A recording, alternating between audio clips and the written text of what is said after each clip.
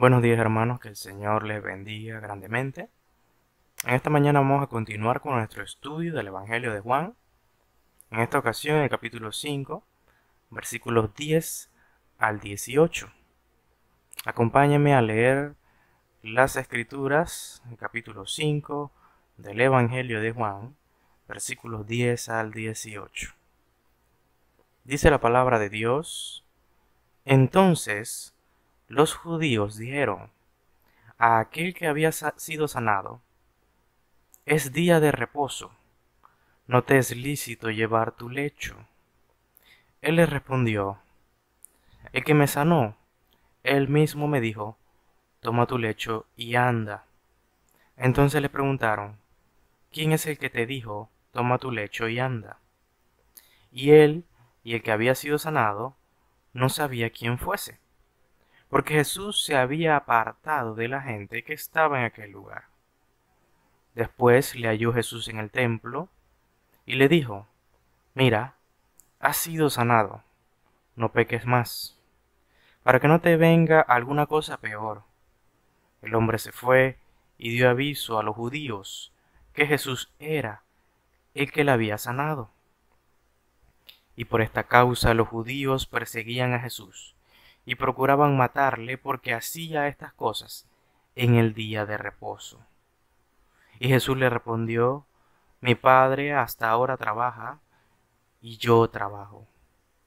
Por esto los judíos aún más procuraban matarle, porque no solo quebrantaba el día de reposo, sino que también decía que Dios era su propio Padre, haciéndose igual a Dios.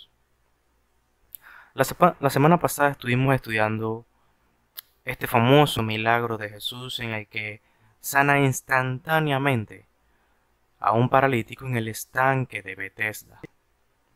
Estudiamos cómo nuestro Señor Jesucristo muestra la abundante y soberana misericordia revelada en este milagro. Este milagro nos muestra la incapacidad que caracteriza a todo hombre que no ha nacido de nuevo. Incapaz de llegar a la meta, siempre el hombre, nosotros, por nuestros propios medios, nos quedaremos cortos. Pero por encima de esto, su misericordia y poder restaurador nos muestran su naturaleza divina. Ya como hemos dicho anteriormente, Jesús no es simplemente un hombre más. Él es el Dios hombre, el Mesías, el Hijo del Dios viviente. Esto corrobora la intención por la cual fue escrito este Evangelio. Cuando dice el apóstol Juan: Pero estas cosas se refieren a los milagros, las obras de Jesús. Estas se han escrito para que creáis que Jesús es el Cristo, el Hijo de Dios, y para que creyendo tengáis vida en su nombre. Juan 20:30. Así que en esta ocasión continuaremos observando con detalle los acontecimientos posteriores a este milagro, que generó un cambio drástico en el ministerio de Jesús. Este es el inicio en el testimonio de Juan, en el que la percepción de las personas que escuchaban a Jesús cambiaría de aceptación a hostilidad. Así que veamos qué nos dice la palabra de Dios en el versículo 10. Antes de entrar al versículo 10, recordemos un poco el verso 9, cómo concluye. El verso 9 concluye diciéndonos que este milagro fue realizado por Jesús en el día de reposo. Y el verso 10 nos presenta a los judíos, en la primera ocasión en que se presentan a los judíos, que claramente podemos decir eran miembros de la élite religiosa, no eran simples ciudadanos, sino que eran miembros de la religión judía. Abordaron al ex paralítico y le reprendieron diciéndole: No te es lícito llevar tu lecho. Ahora, lo lógico aquí es investigar en la palabra qué prohíbe la ley acerca del día de reposo. ¿Y por qué se prohíbe esto? ¿Y qué realmente enseña el día, la ley del día de reposo?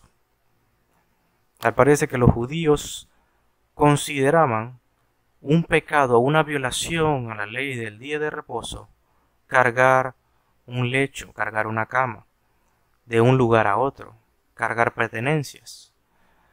Pero debemos buscar en la palabra de Dios si realmente esto está prohibido.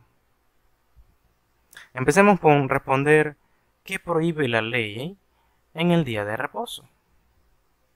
La Biblia dice que Moisés convocó a toda la congregación de los hijos de Israel y les dijo: estas son las cosas que Jehová ha mandado que sean hechas. 6 días se trabajará, mas el día séptimo os será santo, día de reposo para Jehová. Cualquiera que en él hiciere trabajo alguno, morirá. Éxodo 35:2. La Biblia nos deja claro que aquello que la ley prohibía era el trabajo que tuviera remuneración económica. En otras palabras, en el día de reposo estaba prohibido comerciar. Eso también lo deja claro Éxodo 20:8-11.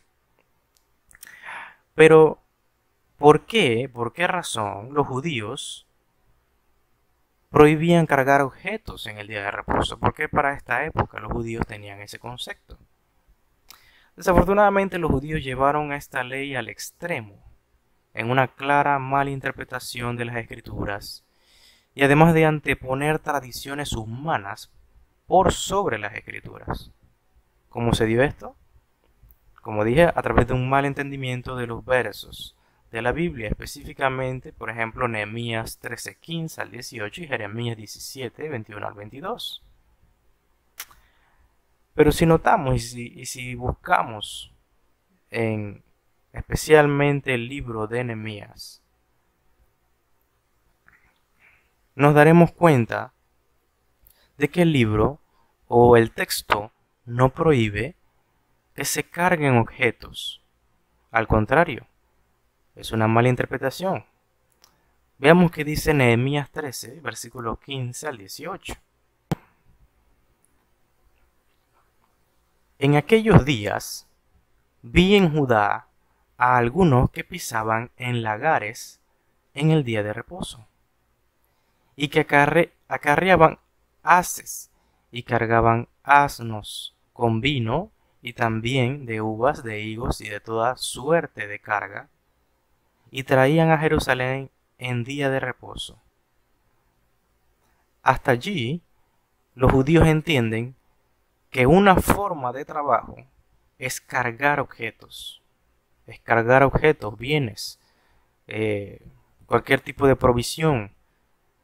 Esto sería una violación a la ley según su entendimiento, pero el verso no concluye allí.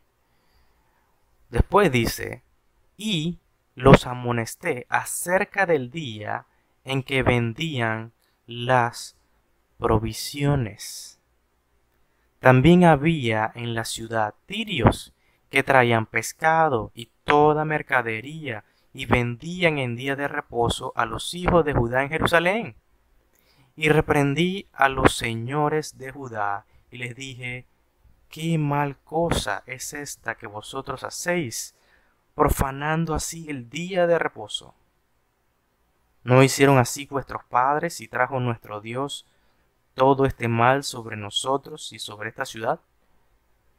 Y vosotros añadís ira sobre Israel profanando el día de reposo.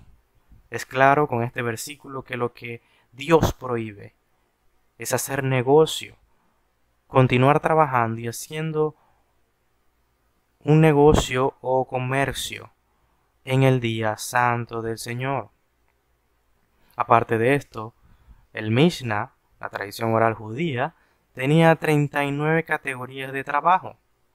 En otras palabras, los judíos desarrollaron una lista de diferentes tipos de trabajos que podían ser considerados como violaciones a la ley del día de reposo. Y entre ellos estaba el transportar bienes. Y entre otras cosas, incluso llegando al absurdo de que no se podía caminar con cierta cantidad de ropa encima porque era muy pesada. O si en caso tal usted se, eh, por ejemplo, caía el agua lluvia y su ropa se mojaba, se empapaba, obviamente tenía más peso. Y esto se consideraría como un trabajo, llevar peso, caminar y llevar peso. Esa sería una violación a estas categorías que habían estipulado los judíos. Simplemente absurdo. Y tal como dice William Hendrickson, al prohibir los judíos a este hombre sanado que recogiera su lecho, como si fuera algo comparable a una carga que llevara al mercado para venderla con beneficio, hacían de la ley de Dios una caricatura. Esto era lo que hacían los judíos con sus ideas anticristianas o en contra de la misma ley de Dios. Pero entonces, ¿qué realmente el Señor enseña con la ley del día de reposo? ¿Qué nos quiso enseñar? Me parece que es bueno destacar tres enseñanzas del día de reposo. La primera, al guardar el día de reposo, nos unimos a Él, a Dios, imitándole y glorificando su nombre, siendo santificados. Lo segundo es que en el día de reposo encontramos el descanso que nos libera de la esclavitud, de la ley y el pecado. Y en tercer lugar, es una manera de depender de Dios y no de nuestros esfuerzos y trabajos.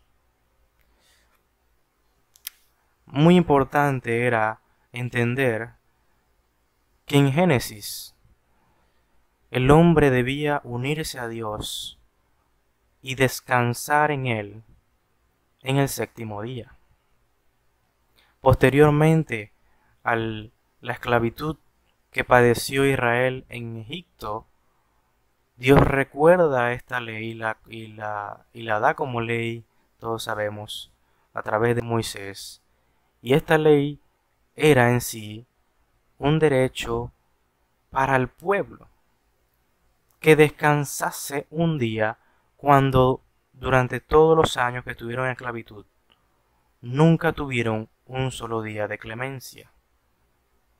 Eran esclavos, tenían que trabajar hasta morir. Pero en esta ocasión Dios muestra su misericordia y también su relación personal con su pueblo, brindándoles un día de descanso. Pero por último, como dije en la enseñanza, la tercera enseñanza era una forma de mostrarle al pueblo de que debían depender de Dios y no de sus propios esfuerzos y sus trabajos. Él lo que buscaba era esa dependencia. Dios buscaba del pueblo que dependieran de Él y que no siempre dependieran de la obra de sus manos. Continuando en el texto, nos encontramos con el verso 11, en el cual el hombre justifica por qué está caminando con su lecho a la mano. Y dice, el que me sanó, él mismo me dijo, toma tu lecho y anda. Me llama mucho la atención que este hombre probablemente esté siendo intimidado, pero por nada de este mundo niega la dádiva que ha recibido. Él dice, y repito, el que me sanó. Evidentemente, y tal como lo mencionamos en el mensaje anterior, este hombre ignoraba totalmente quién era Jesús. Y aún después no lo sabe. Pero sí recuerda algo perfectamente. He sido sanado. Y este probablemente, aunque no conoce a Jesús, entiende quizás de forma limitada e inmadura que el hombre que le restauró de manera instantánea tiene que ser un enviado de Dios. Si algo está claro en este hombre, es que Dios lo ha sanado. Es la misma conclusión a la que llega Nicodemo cuando se encuentra con Jesús en el capítulo 3. Y él le dice, sabemos que has venido de Dios, porque nadie puede hacer estas señales que tú haces si no está Dios contigo, con él. La palabra de Dios nos continúa describiendo que tras su respuesta, los judíos siguieron preguntando, ¿quién era el hombre que le había dicho que tomara su lecho? ¿Nos puede decir el nombre de aquel hombre que le incitó a tomar su lecho y andar? Notemos que a los judíos no les importa que este hombre que por años ha vivido en la desesperación se sanó. Su aflicción desapareció. Y a los judíos solo les interesa saber quién fue el hombre osado que incita a las personas a incumplir sus tradiciones. Así es el legalismo. Solo vela por sus intereses hipócritas. No se preocupa por hacer misericordia por el afligido, solo por aparentar una espiritualidad exterior, sin importarle un cambio genuino del alma. Si continuamos leyendo en los versículos 14 y 15, dice la Biblia que Jesús se encuentra con el hombre a quien había sanado. Pero esta vez lo hace en el templo. Por la razón por la cual este hombre se encuentra en el templo es probablemente porque viene a dar ofrendas de gratitud a Dios, quien le ha sanado. En eso Jesús lo aborda y le dice, no peques más, para que no te venga alguna cosa peor. Esto evidentemente nos recuerda aquella otra ocasión en el que dijo a la mujer, después de impedir su ejecución, no peques más. En Juan 8. Pero en este caso, de lo dicho a este hombre, es evidente que agrega una advertencia de que si llegase a pecar vendría sobre él algo peor. ¿Y qué es peor que una eternidad en condenación? Sin duda, Jesús está advirtiendo a este hombre de que esté seguro que su sanidad es un milagro de Dios, que es una dádiva del Señor, y que después de semejante dádiva, en vez de darle gracias al Señor, decida vivir de forma inmoral, sin restricciones, eso ciertamente tendría consecuencias indescriptibles. A pesar de esto, y para muchos, incomprensiblemente, este hombre, dice las Escrituras, después de estas palabras, se dirigió a los judíos y les dijo que Jesús era el que le había sanado. ¿Y por qué digo incomprensible? Para muchos, este acto es una clara traición. Y no solo lo digo por el lector diario, sino por los estudiosos. Han llegado a esta conclusión. Personalmente no la comparto. Y es que en la mente de este hombre, juzgándolo por las palabras dichas, no encuentro malicia. Recordemos una vez más qué querían saber los judíos. Los judíos preguntaban, ¿quién te dijo que desobedecieras la tradición del día de reposo? Pero ¿cuál era la respuesta de este hombre? La respuesta de él era, Jesús es el que me ha sanado. Lo que los judíos intentaban menospreciar y enterrar bajo tierra, el hombre constantemente lo recuerda. Jesús me sanó. Este hombre me ha sanado, declaraba con euforia. Lo que para algunos es una traición, es para mí un anuncio de la autoridad del Hijo sobre las enfermedades. Y como el deseo de este hombre es comunicarlo a todos los hombres. Quizá este hombre lo que quería decirle a los judíos es: oye, miren, este hombre me ha sanado. Este hombre ha desplegado un poder sobrenatural sobre mí nunca antes visto. ¿No deberíamos considerar que Él tiene poder y Él tiene autoridad sobre el día de reposo?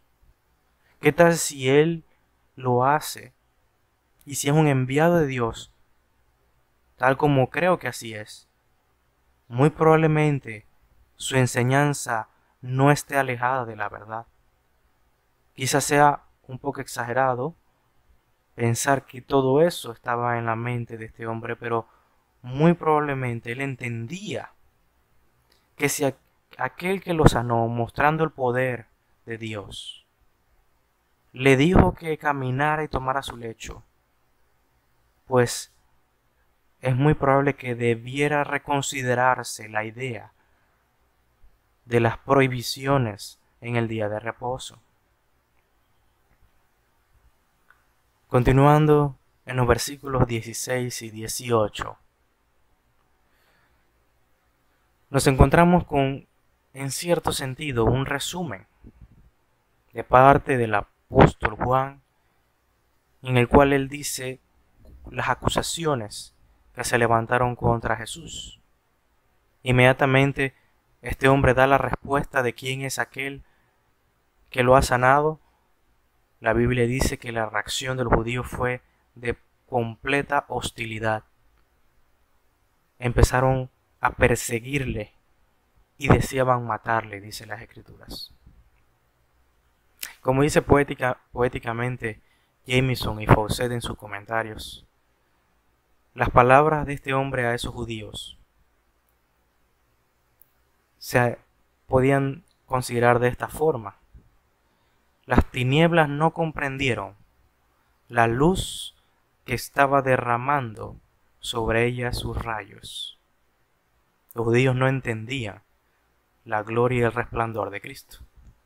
El testimonio de este hombre era glorioso, pero tal resplandor solo hizo que los judíos quitaran el rostro. No podían soportar el resplandor de Cristo.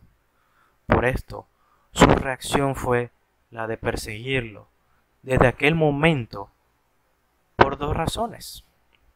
La primera, porque según ellos acostumbraba a quebrantar el día de reposo.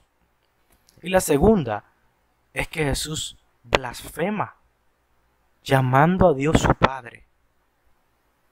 Es esta la segunda acusación, la que posteriormente llevaría a Cristo a la cruz del Calvario, ya que en el texto podemos observar cómo la hostilidad y el deseo de matarle incrementaba por cada declaración de la divinidad de Jesús. Pero ante las acusaciones de quebrantar el día de reposo, Jesús tenía una respuesta para los judíos. Dice la palabra de Dios: mi Padre hasta ahora trabaja y yo trabajo. Esta respuesta de Jesús claramente señala que sus obras en los días de reposo, Dios no la condena, el Padre no las condena, pero no las condena porque sería una imposibilidad. Jesús defiende sus obras argumentando que el Padre y Él están en completa y perfecta unanimidad. Lo que el Padre quiere, el Hijo lo quiere. Y lo que el Padre hace, el Hijo lo hace. O tal como señala el erudito del Nuevo Testamento Gary Burge, la afirmación de Jesús se enmarca precisamente aquí. Él es el Hijo de Dios. Y como tal, si Dios, que hizo el sábado, puede seguir trabajando positivamente mientras ordena el descanso de sus criaturas, y si las obras de Jesús son las obras de Dios, entonces las obras de Jesús en sábado son defendibles. Este mensaje de Jesús es alto y claro. No había ninguna ambigüedad en sus palabras. Los judíos entendieron perfectamente el mensaje que él daba. Este Jesús se estaba atribuyendo divinidad en el sentido más alto posible de la palabra. Si esto hubiera sido un malentendido, Jesús lo hubiera corregido. Pero lo que sucederá en los siguientes versículos es exactamente lo contrario. Es solo una reafirmación de la unidad que hay entre el Padre y el Hijo. Por lo tanto, los judíos tenían dos opciones: aceptar esta declaración y darle gracias a Jesús, o simplemente desecharla negando a Dios a pesar de que se les había revelado con total claridad. Los judíos harían lo que describe Romanos 1, 21 y 22.